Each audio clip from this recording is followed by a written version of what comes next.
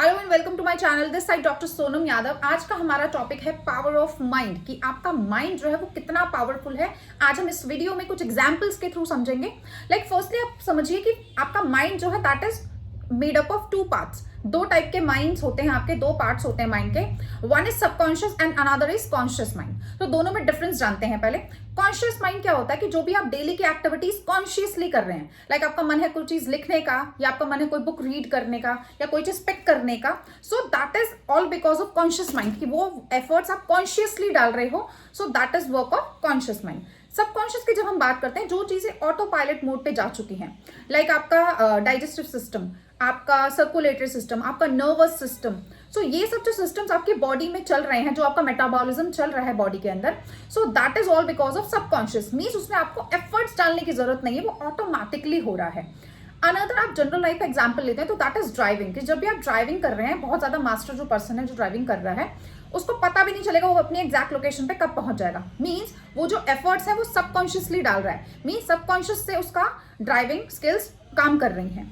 आपका subconscious mind इतना powerful है, अगर आप उसको कोई ऑटो पायलट मोड पे चीज दे देते हैं तो उसमें आपको कॉन्शियस एफर्ट्स डालने की जरूरत नहीं पड़ती। मीन्स थिंक करके करने की जरूरत नहीं है। कॉन्शियस माइंड क्या मांगता है? थिंकिंग मांगता है, कि सोच समझ के करने वाली चीजें कॉन्शियस माइंड के थ्रू हो रही है। और जो भी चीज आप ऑटो पायलट मोड पे कर रहे हैं, लाइक आप प्रैक्टिस हो चुके हैं उस चीज के लिए इतना ज्यादा, आपने रिपीटेड मोड पे उस एक्टिविटी को कर लिया है कि वो आपको एफर्ट्स डालने की जरूरत नहीं पड़ रही है। सो वो काम होता है सबकॉन्शियस का।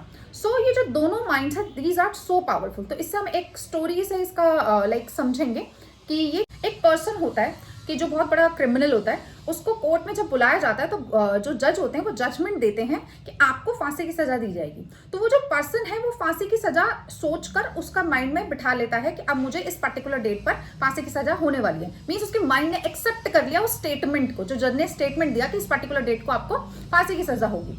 तो माइंड में उसने डेली रिपीट करना स्टार्ट किया। ऑब्वियसली अगर किसी को पता चलेगा कि मेरी इस पर्टिकुलर डेट पे डेथ हो जाएगी, तो वो पर्सन ऑटोमेटिकली उस मोड में चला जाएगा, उस टेंस मोड में, फियर के मोड में, कि अब मेरी इस पर्टिकुलर टाइम पे डेथ होने वाली है। तो वो डेली डेली डेली डेली वो पर्सन उस चीज को बार बार अपने माइंड में सर्कुलेट कर रहा था, सोच रहा था रिपीटेटिव मोड पर।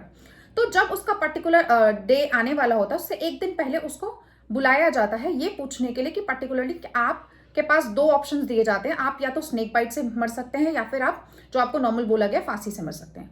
तो दोनों में समझाया गया कि अगर आप फांसी में मरते हैं तो उसमें आपकी बोन को ब्रेक होने में टाइम लगेगा। मीन्स आपको बहुत पेनफुल डेथ लेनी पड़ेगी।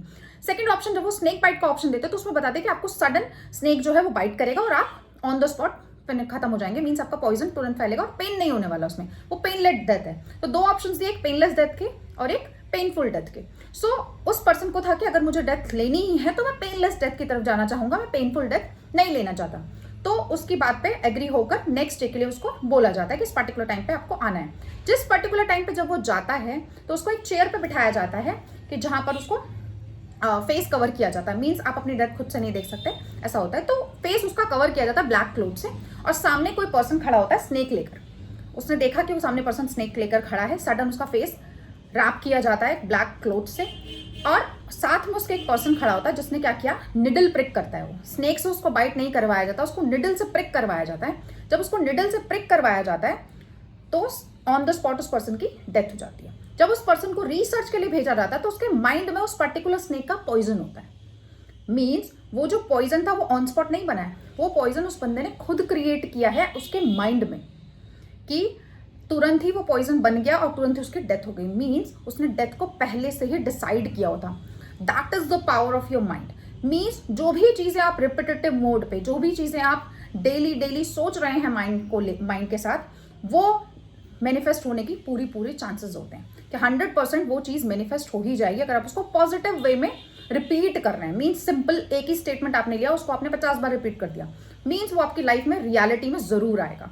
सो हमेशा ध्यान रखें कि आप कौन सी किस टाइप की स्टेटमेंट्स अपने साथ बोल रहे हैं, सेल्फ टॉक कैसी है आपकी, आपके सेल्फ बिलीव कैसे हैं। तो जब भी आप पॉजिटिव टॉक करेंगे तो पॉजिटिव चीजें ही आपकी प्रेजेंट रियलिटी में आने वाली हैं। अगर आप सोच रहे हैं कि नेगेटिव थॉट कर कर आप पॉजिटिव चीजें अपनी प्रेजेंट रियलिटी में लेकर आएंगे, तो दैट इज नॉट पॉसिबल। आपको क्या करना है, अच्छे अच्छे थॉट्स को माइंड में डालना है, सो दैट कि आपकी प्रेजेंट रियलिटी पॉजिटिव हो पाए उस पॉजिटिव थॉट्स की वजह। So this is all about my video. Thank you for watching this video. Like, share and subscribe my channel. If you have any query, then you can comment down below so that we can reply.